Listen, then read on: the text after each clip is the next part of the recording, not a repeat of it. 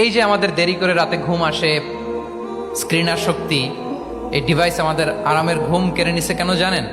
এর কারণ হচ্ছে আল্লাহর দেয়া যে ফিতরাত, এই ফিতরাতকে আমরা উল্টে দিয়েছি। ইসলামিক লাইফস্টাইল হচ্ছে আপনি একেবারে সকাল সকাল আপনার দিন শুরু করবেন। Early to bed and early to rise makes a man healthy wealthy. সবাই তো শিখেছি এটা, যে আগে আগে ঘুমোতে যাও, আগে আগে ঘুম থেকে জাগো, তুমি ধনী হবে, তারপর তুমি প্রজ্ঞাবান হবে, তুমি সুস্বাস্থ্যের অধিকারী হবে। এটা হচ্ছে ইসলামিক লাইফস্টাইলের একটা কোর ভ্যালিউ। সকাল সকাল দিন শুরু করা মানে সানরাইজের আগে আমার সকাল শুরু হবে। কাজী নজরুলের যে কবিতা, সূর্যি মামা জাগার আগে উঠবো আমি জেগে, পড়েছি আমরা সবাই, কিন্তু হয়তো মানা হয় না। তো এই যে সকাল সকাল ঘুম থেকে ওঠা, এটা যদি আপনার মধ্যে না থাকে, এটা ইসলামিক লাইফস্টাইল হতে পারে না। You must be a morning person. সকাল সকাল উঠতে হবে। আপনার সময় এমনভাবে মেনটেন করবেন আপনি যে সকাল সকাল ফজরের পর থেকে আপনি অ্যাক্টিভ। তার মানে you have to wake up early, you have to sleep early. একজন মর্নিং পারসন যদি না হন, এটা ইসলামিক লাইফস্টাইল হবে না। এর কারণ আল্লাহ রাসূল সাল্লাল্লাহু আলাইহি ওয়া আলিহি ওয়াসাল্লাম আমাদেরকে সকালে জেগে থাকার ব্যাপারে ইন্সপায়ার করেছেন, এবং তিনি দোয়া করেছেন এই উম্মার জন্য স্পেশালি, যে এই সময়টা এটা ফুল অফ বারাকা, ফুল অফ ব্লেসিংস। তিনি দোয়া করেছেন, আল্লাহুম্মা বারিক লি উম্মতি ফি বুকুরিহা। আল্লাহ এই উম্মতের বুকুরটা মানে সকালের সময়টা, লেটস সে সানরাইজের পরে ৩-৪ ঘন্টা, এই সময়টাকে আল্লাহ আপনি বরকত দিয়ে ভরে দেন। এই সময়টাতে ঘুমানো যাবে না, এটা হচ্ছে বরকতের সময়। এবং আল্লাহ রাসূল সাল্লাল্লাহু আলাইহি সাল্লাম যদি কোনো সামরিক অভিযান প্রেরণ করতেন, এই টাইমে প্রেরণ করতেন, এই বুকুরের টাইমে।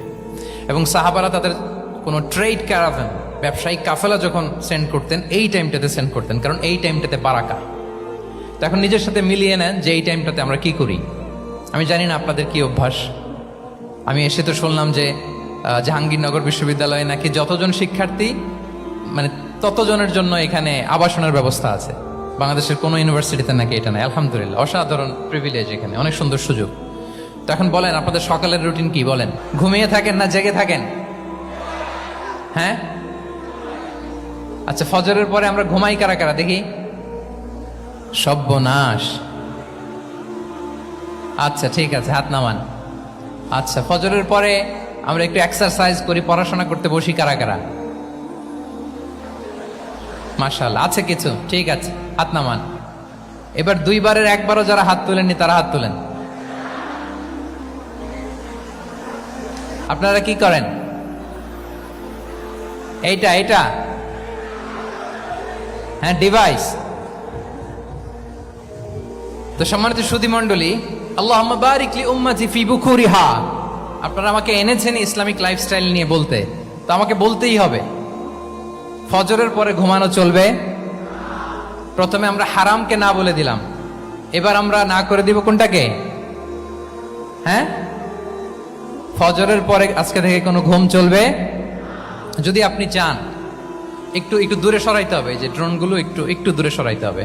ফজরের পরে আজকে থেকে আমি এখানে জবরদস্তি করব না, শুধু আপনাদের সামনে আমি প্রেজেন্ট করছি। যদি সেমিনারের যে টপিক নিয়ে আপনারা শুনতে এসেছেন, এটা যদি আপনি অ্যাডাপ্ট করতে চান, অনুশীলন করতে চান, হ্যাঁ, ফজরের পরে আজকে থেকে কোনো ঘুম চলবে।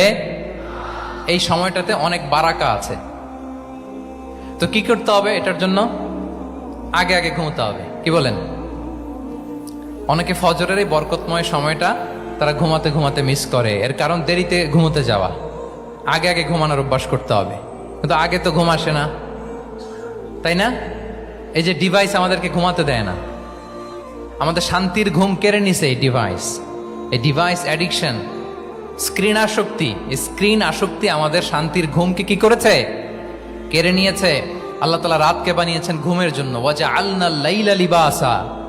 লিবাস মানে আবরণ। আমি রাতকে বানিয়েছি পোশাকের মতো আবরণ করে, যে আবরণ রাত্রিবেলা নিঝুম নিস্তব্ধ অন্ধকার দিয়ে ছেয়ে দেয়। ফলে মেলাটিন নামে একটা হরমোন নিঃসরিত হয়, আমাদের ঘুম ঘুম ভাব আসে।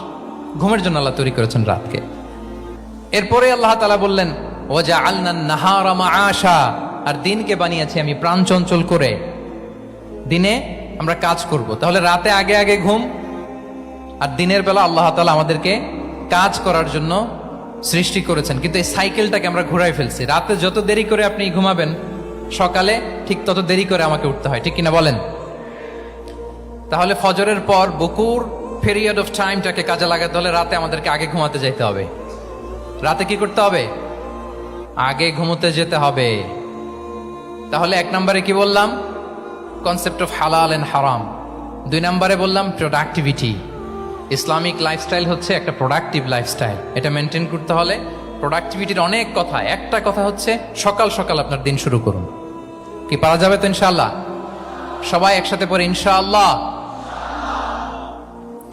এই যে আমাদের দেরি করে রাতে ঘুম আসে, স্ক্রিন আসক্তি, এই ডিভাইস আমাদের আরামের ঘুম কেড়ে নিছে কেন জানেন? এর কারণ হচ্ছে আল্লাহর দেয়া যে ফিতরাত, এই ফিতরাতকে আমরা উল্টে দিয়েছি। ফিতরাত শব্দটার সাথে আপনাদের পরিচয় আছে? হ্যাঁ, the innate characteristics of a human being. একটা মানুষের যে ক্যারেক্টারিস্টিক্স, যে ইননেট স্বভাব দিয়ে আল্লাহ তাআলা তৈরি করেছেন, নেচার, এটাকে আরবিতে বলে ফিতরাত। এই ফিতরাতের বিরুদ্ধে কিছু করা যাবে না। ইসলামিক লাইফস্টাইল হচ্ছে ফিতরা বেসড লাইফস্টাইল। ফিতরাতাল্লাহিল্লাতী ফাতারান নাস আলাইহা লা তাবদীলা লিখালকিল্লাহ।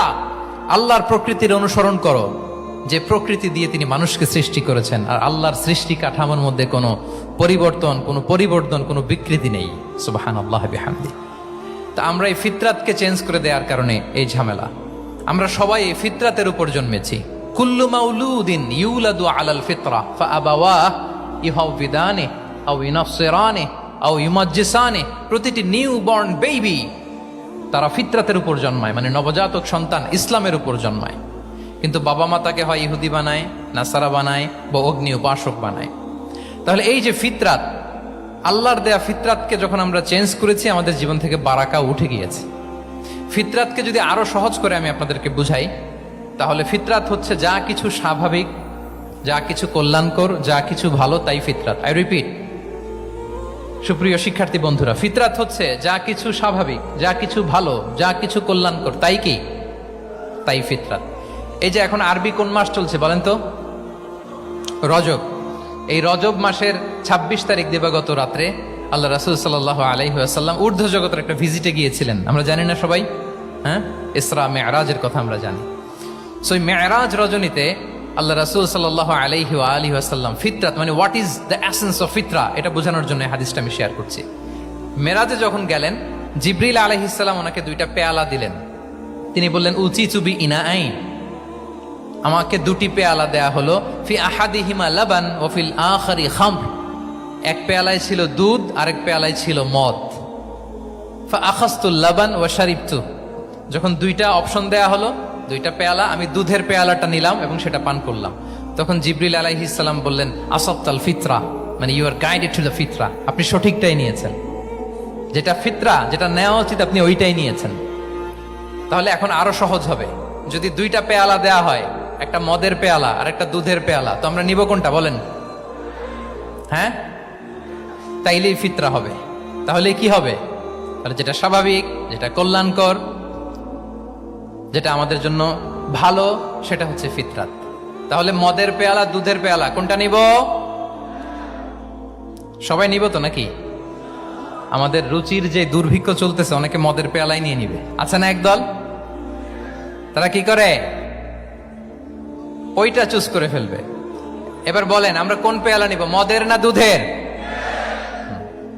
আমাদের ঐতিহ্য, আমাদের রুচি, আমাদের মূল্যবোধকে ধ্বংসের যত আয়োজন দরকার, সব সেটআপ চারদিকে আছে। আল্লাহর ফিতরাতকে ধ্বংস করে দেওয়ার শয়তানি সব আয়োজন আমাদের চারিদিকে। বাট আপনাকে রাইট থিংটা চুজ করতে হবে। তাহলে রাসূল সাল্লাল্লাহু আলাইহি ওয়াসাল্লামকে দুধ দেয়া হলো, মদ দেয়া হলো, তিনি নিলেন দুধের পেয়ালা। তাহলে এটা হচ্ছে ফিতরাত। এটা কি? ফিতরাত। এভাবে সবকিছু চেঞ্জ করে দেয়া হয়েছে। गाइस, अगर आपको वीडियो पसंद आया हो तो इस वीडियो को लाइक करने के साथ साथ चैनल को सब्सक्राइब जरूर कर लेना। मिलते हैं नेक्स्ट वीडियो में। Thanks for watching.